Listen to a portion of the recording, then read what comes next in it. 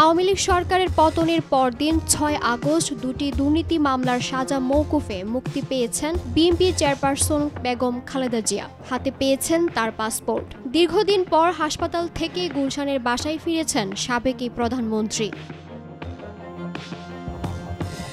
গত ৩ সেপ্টেম্বর মানহানির ৫ মামলা খারিজ করে খালেদা জিয়াকে খালাস দিয়েছেন ঢাকার সিএমএম আদালত। বিভিন্ন বিচারিক আদালতে বিচারাধীন থাকা এমন আরও ৩০ মামলার জাল থেকে তাকে বের করার প্রক্রিয়া ইতোমধ্যে শুরু হয়েছে।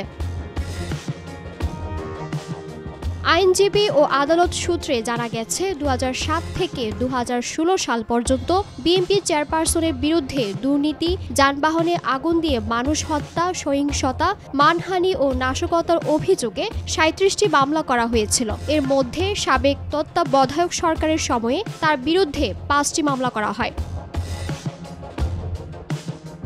মামলাগুলোর মধ্যে ২০১৮ সালে দুটি দুর্নীতি মামলায় ১৭ বছরের সাজা হয় খালেদা জিয়ার।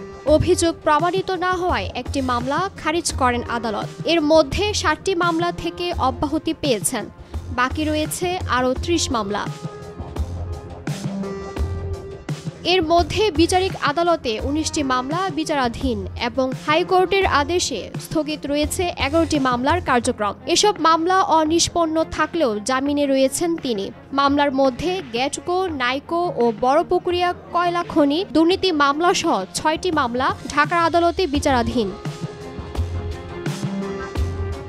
বিএনপি চেয়ারপারসনের উপদেষ্টা ও ঢাকা আইনজীবী সমিতির সাবেক সভাপতি মাসুদ আহমেদ তালুকদার বলেন, আইনগত পদ্ধতি অনুসরণ করে সামনের দিকে যাওয়া হচ্ছে। শিগগির খালেদা জিয়া এসব মামলা থেকে অব্যাহতি পাবেন। রাজনৈতিক উদ্দেশ্যে এসব মামলা দায়ের করা হয়েছিল। একটি ধার্য তারিখে অব্যাহতির জন্য প্রয়োজনীয় পদক্ষেপ নেওয়া হবে।